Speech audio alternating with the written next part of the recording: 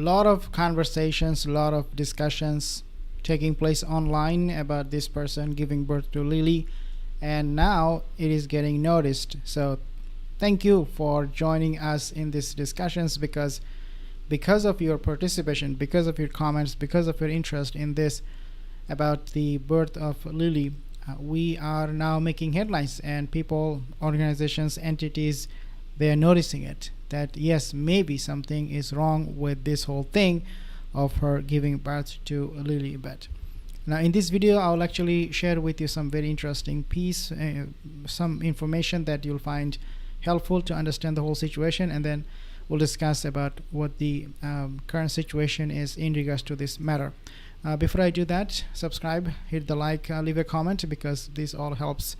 Now this is what I want to share with you. First, experts argue that the language used in the official announcements from both the Sussexes and Buckingham Palace indicates that the child Lily may have been born via a surrogate rather than being born of Meghan Markle's body. Now, what they're basically saying is that the announcements from Sussex squad, from Sussex team, doesn't really match 100% with what Buckingham Palace said. Okay, so the announcements in of itself is problematic, and that is raising questions and doubts whether Meghan actually gave birth to Lily or not. Analysts express strong disapproval of couple's decision. Then we have also this scandal naming Lily Lilibet without the permission of the Queen. Decision to use Lilibet, which royal commentators describe as Queen's private, intimate nickname used only by close family and friends. Why would they be so interested naming her after the Queen? It is not because they love the Queen, they hated her, and they made these two, Meghan and Harry, they made her life very miserable, especially at the very end of her life. It was very bad, very difficult. So why would they take her name? Well, it is because they want publicity, they want attention. That's exactly what they planned for from day one with this whole birth that they claim they have given Meghan Markle. Now, royal commentators characterize this choice as a violation of the Queen's privacy and trust, stating it has caused cold fury, quote unquote, within the royal family. Cold fury. Nobody approved of it, especially the Queen herself did not approve. But then again, you have them hijacking literally that name. Again, it shows that from day one, it was not about respecting the Queen or the monarch. It was all about what they can get from the monarch. Can somebody say that, well, you cannot take this name? Because no, they can. They can use the name Lilibet from the Queen, and there should be no legal drama, legal problem. And then they knew it. She researched about the whole thing. If I name my surrogate invisible child after the Queen, would that create any legal issues? And she found out, no, it will not be creating any legal issues. Rather, it will be making headlines. A lot of people will see how they're related with the monarchy, and they will show a lot of interest. And this is what we see posting online on Instagram every day about her child. Oh, Lily doing this, doing that. So what people think? Well, oh my God, yeah, look, these are royal children. So that's really what they were up to from day one. Now, royal commentators suggest the couple's actions are highly scripted, comparing their situation to the Truman Show and a Punch and Judy, quote-unquote, performance. Now, royal commentator posit that these choices are calculated to maintain attention, generate controversy, and maximize potential marketing or commercial opportunities. Marketing, commercial opportunities, product sale, you name it. This was the main reason why they named her Lilibet. Okay, it was to maintain that attention, to generate controversy, because with controversy they get attention, and they also maximize potential marketing.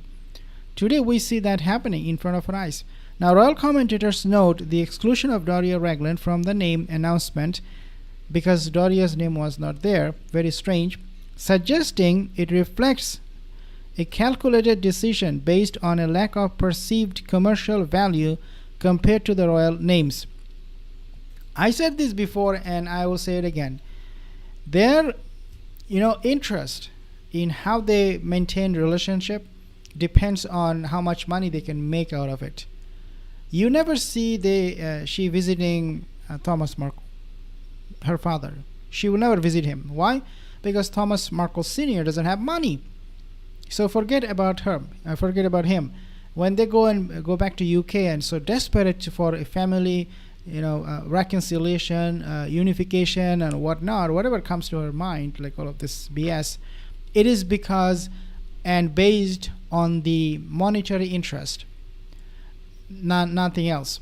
And this is why you don't see them visiting her father, but so interested in visiting UK and the king, even though outwardly she will say, oh, I will never set foot in UK ever again, but that is just a lie. Okay, she will go to UK anytime Harry wants, and whenever she will see an opportunity to live a comfortable life, because right now she's miserable. She's not living a comfortable life at all, with all the business ventures failing and all that. Insider sources confirm U.S. intelligence community is sharing info with the palace in regards to Lily. Online discussions have made the palace wary of her birth and are now keeping a close eye on this development. And I have reported on this one too, that the U.S. intelligence, they are in contact with William in regards to Doria Ragland too. In fact, I mentioned in my previous video, they have briefed William about her past, and William has way more information than any one of us can imagine about Doria Ragland. Now they're also taking notice because of the online discussion, conversations taking place about Lily. They're also taking note of that, and so the palace is getting information about Lily, whether she was born from Meghan Markle or not, because this is such a big issue, guys. This is such a big issue. Now I want to play this video from Tom Bauer. Take a listen a little bit. Their problem is that they've got no future. I mean, as ever, all her products, of course, is a complete disaster. She's got no Netflix series. She hasn't got any project at all. And they are literally wallowing in in a maze where to go. It's and so predictably.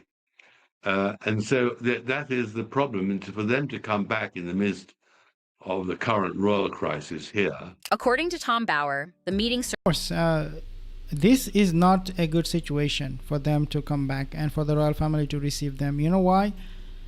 Because, of course, the monarchy right now is going through some challenges, big challenges, with their PR and public image and all that.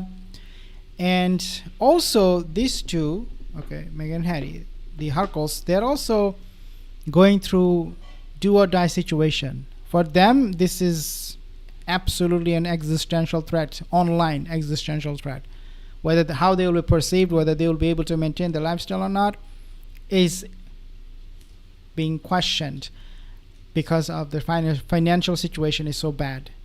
We may see them disappearing soon if they do not have money or generating profit. Under these circumstances, if they do go and visit the monarchy, what do you expect from them? They are going to act in a very, very different way. They are going to act desperate, and it is not going to be good for anybody. So this time, at least for now, we should not hope for any family reunion in September or any time. At least for now, we should not do that. We should not expect that. And then the palace should take note of that this duplicitous duos, they are very desperate at the moment. Receiving them or welcoming back them to the family is going to be a big mistake. Some comments